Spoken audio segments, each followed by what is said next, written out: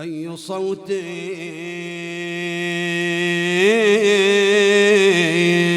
زلزل السبع الشداد ماج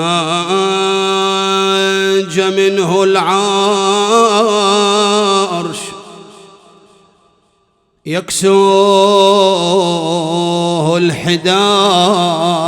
مذ نعى جبريل مقروح الفؤاد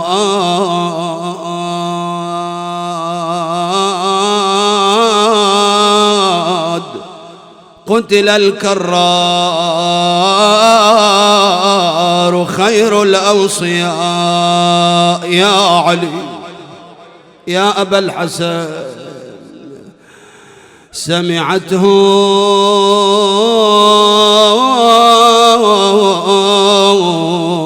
زينب فت الصلاب سمعت هذا النداء ماذا صنعت؟ وقفت بالباب يكويها ارتقاب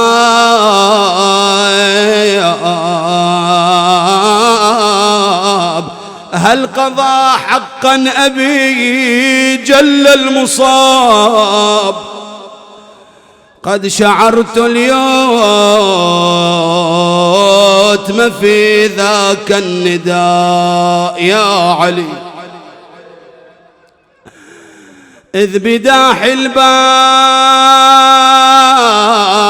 ذي العزم العجيب جاء وويلاه محمولا خضيب فدعت عباس قل لي يا حبيب هل لجرح المرتضى يرجى الدواء يا علي أولي قال يا أختاه يا فخر العلوم يعرف مقام زينب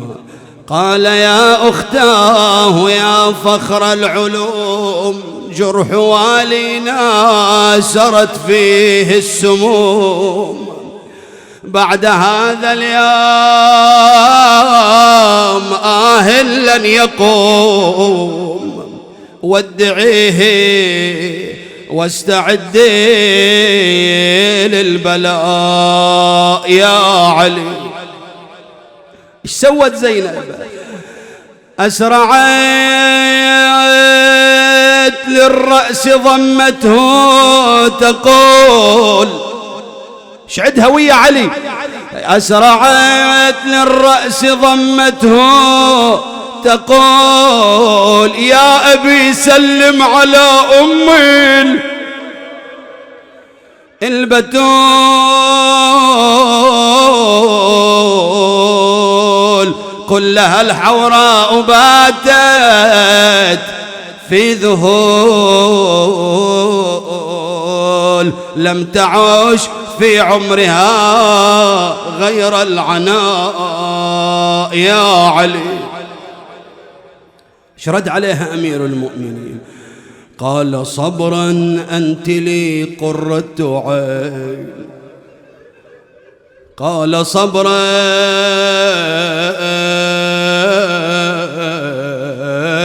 أنت لي قرة عين لك يوم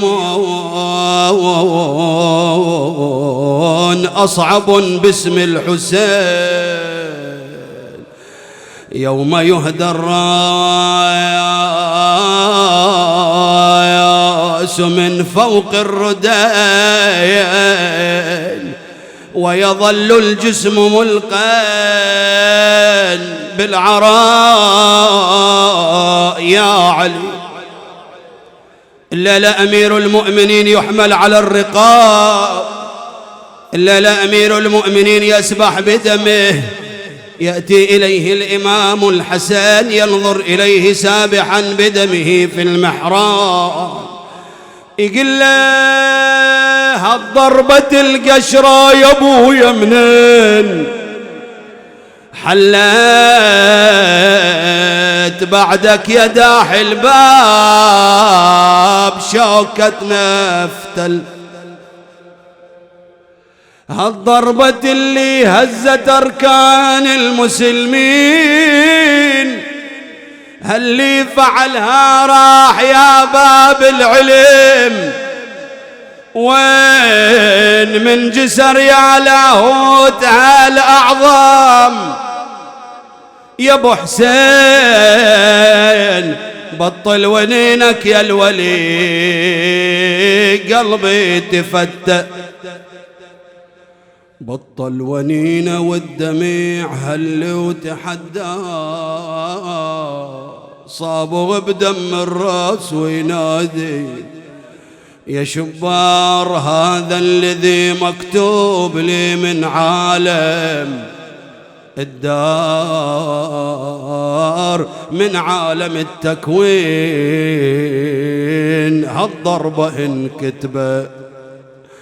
أنا الذي ما خاف من خيل ولا رجال ولا خاف من خوض المنايا وخوض الأهوال